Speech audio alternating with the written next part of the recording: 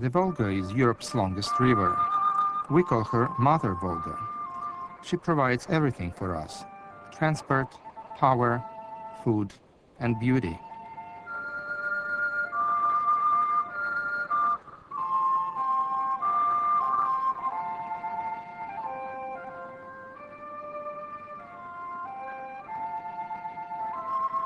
She starts in forests northwest of Moscow and flows nearly 4,000 kilometers south to the Caspian Sea.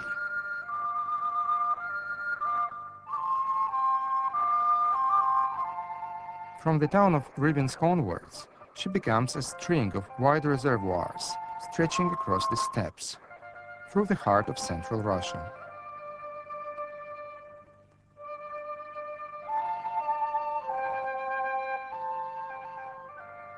She turns south at Volgograd and begins to branch into a fertile delta surrounded by desert.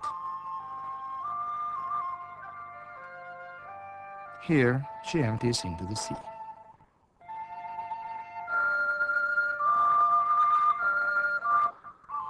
This is the Caspian Sea at the mouth of the river Volga. It's a river as big as the Mississippi. But where does all the water come from? I took a trip down our most famous river to look for the answer.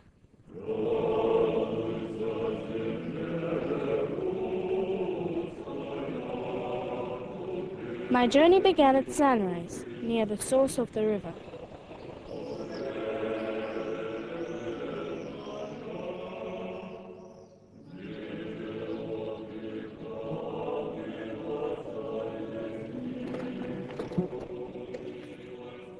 Mother Volga starts as a trickle in the Valdai Hills between St. Petersburg and Moscow. Soon she is joined by other tributaries and has grown wide.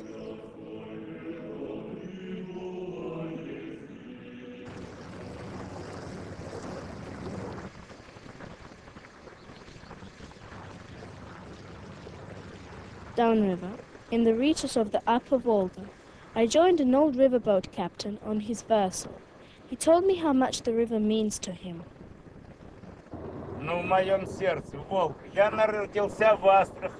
The Volga River is in my heart. I was born in Astrakhan. All my life I have spent on the Volga. She is like a mother feeding her children. We live on her. We work on her and feed on her. This is why we call her Mother Volga.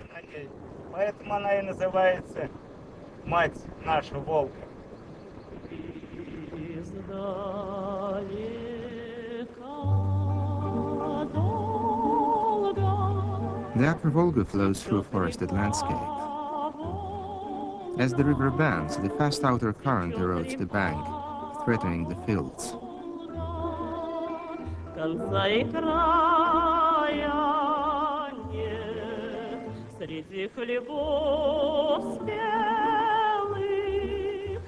The slower moving water on the inner bank deposits its load of silt to form rich pasture land.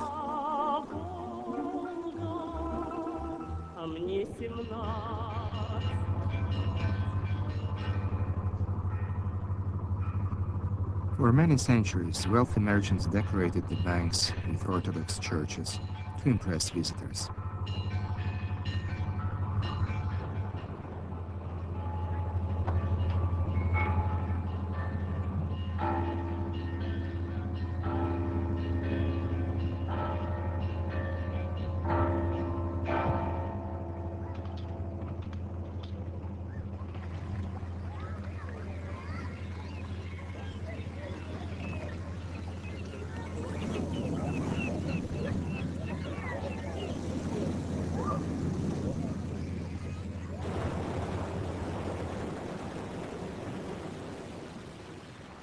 Before the days of road, rail, and pipeline, most goods in Russia went by river, and Mother Volga was always the most important river highway. Today, tankers carrying oil from Baku or grain from the steppes share the river with commuter traffic.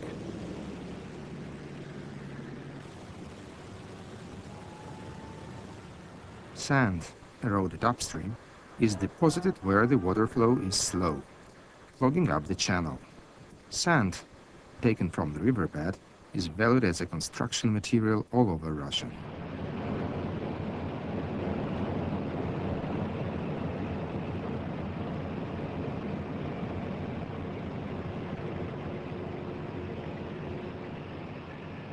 As our journey continued, we were joined by Dima, a hydrobiologist.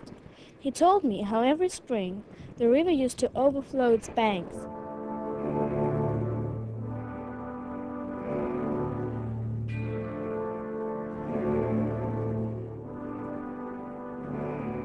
Soviet leaders thought they could control the water by building dams and reservoirs along the river, from Rybinsk to Volgograd.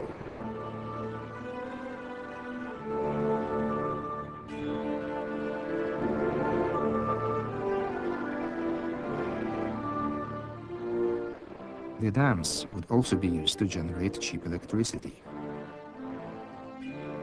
But there were unpredicted consequences.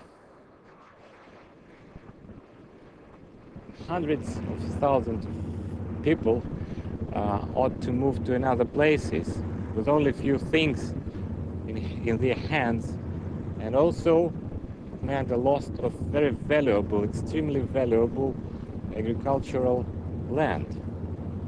For instance, in the Yaroslav region, where we are now, there were meadows, maybe the world's richest meadows, and consequently the dairy production was of high standards, and after the building of the cascade, these lands have been lost.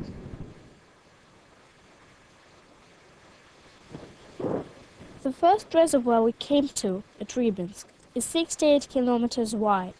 It's such a huge mass of water that it has its own climate, like a small sea.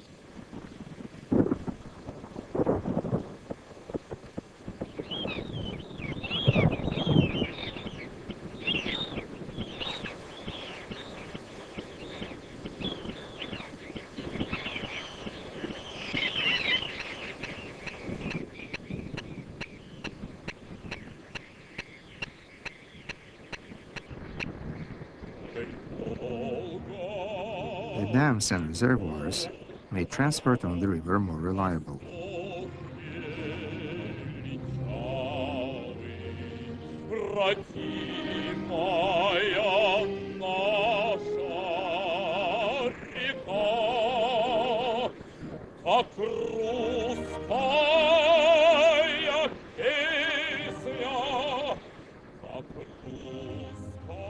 Locks beside each dam allow the ships to pass from one reservoir to the next.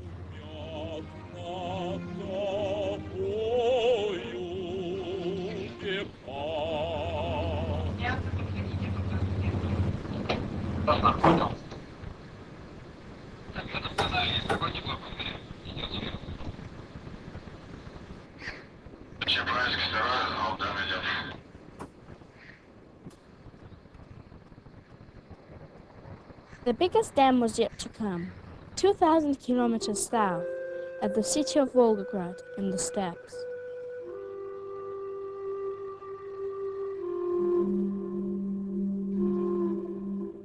The reservoir and the dam lie surrounded by the flat, arid steppes of central Russia. Today, huge farms surround the city of Volgograd, which sits on the west bank of the river. They are irrigated by the river and her tributaries, harnessed by Soviet engineers.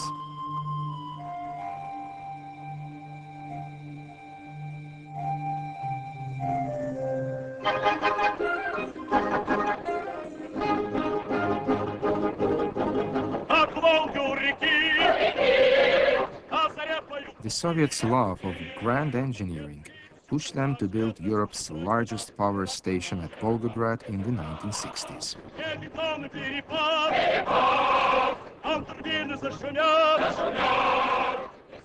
It would be capable of supplying electricity to an area the size of France.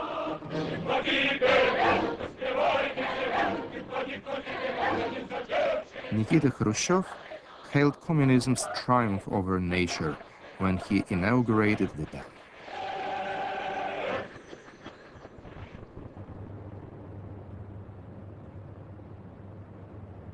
For the Soviets, electricity was the way to drag Russia into the modern world, and this engineering marvel became a symbol of Soviet achievement.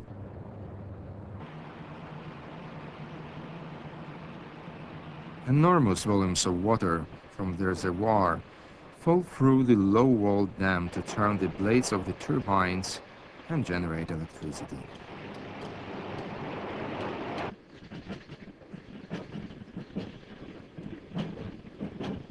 Cheap electricity attracted industry to the banks of the Volga, and the river could be used to transport raw materials and the finished products.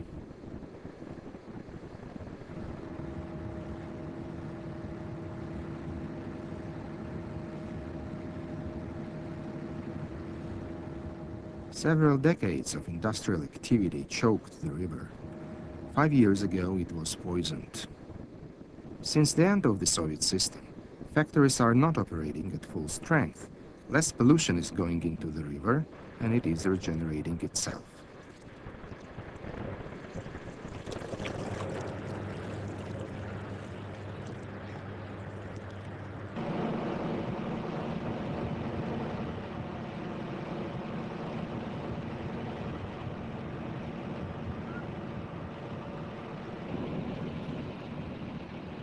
Downstream from the dam, I could see how the water was eroding the banks and carrying the sediment down to the delta.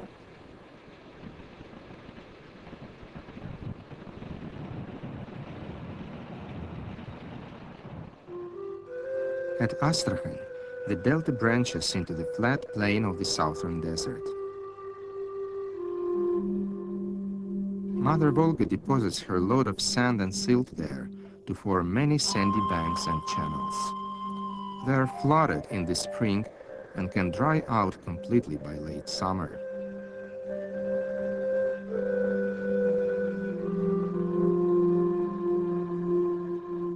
This vast wetland covers 12,000 square kilometers on the edge of the Caspian Sea.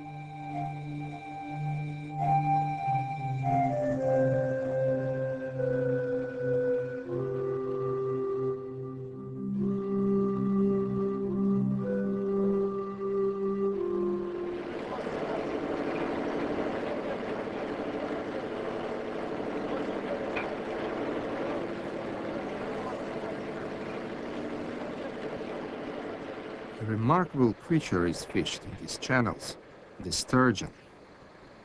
Sturgeon eggs are the precious delicacy, caviar.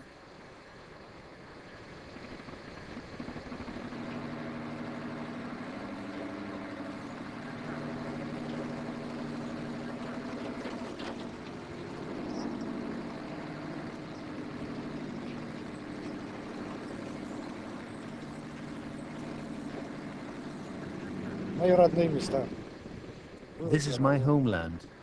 I grew up here on the Volga. Grandfather was a fisherman. My father worked here. My brother works here too. We don't know anything else except fishing.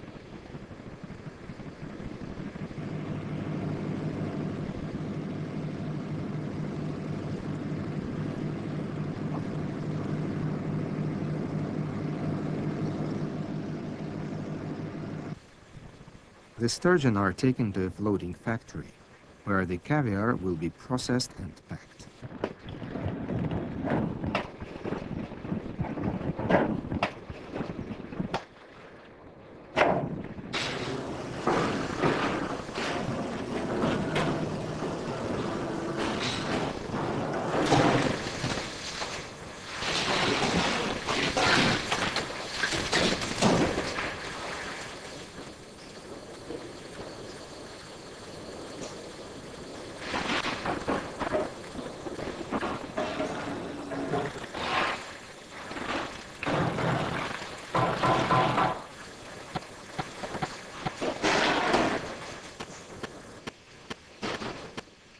Before the valuable blackfish eggs can be used, they must be separated from the stomach lining.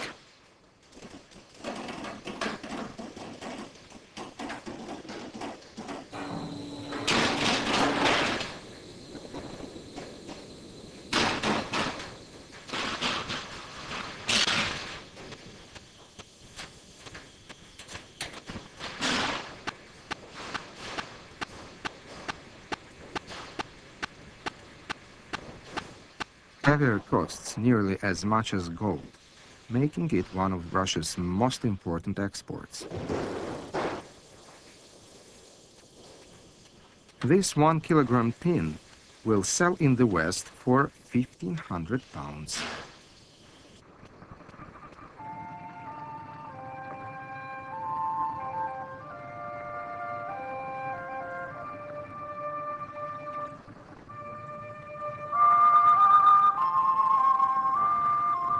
In the smaller channels of the delta, a nature reserve has been set up to protect the wildlife around the river.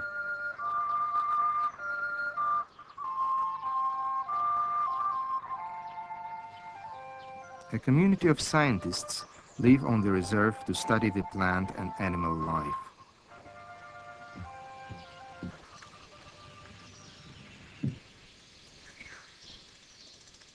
Some farmers and fishermen also live in these isolated channels.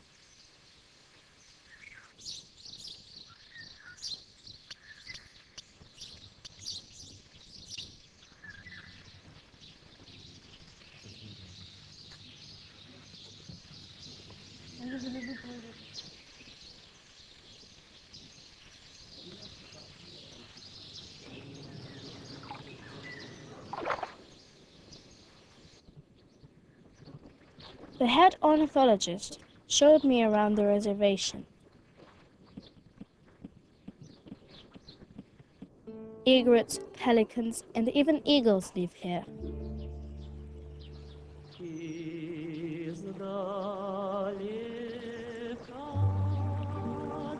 The climate here is hot and steamy, like the bayous of Louisiana in the United States. It's a world away from the forested Valdai hills outside Moscow and the arid plains around Volgograd.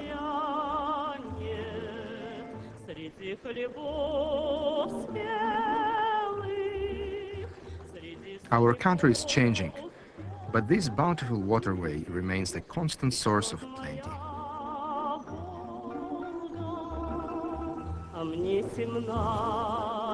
As we entered the Caspian Sea, I said goodbye to our beloved mother Volga.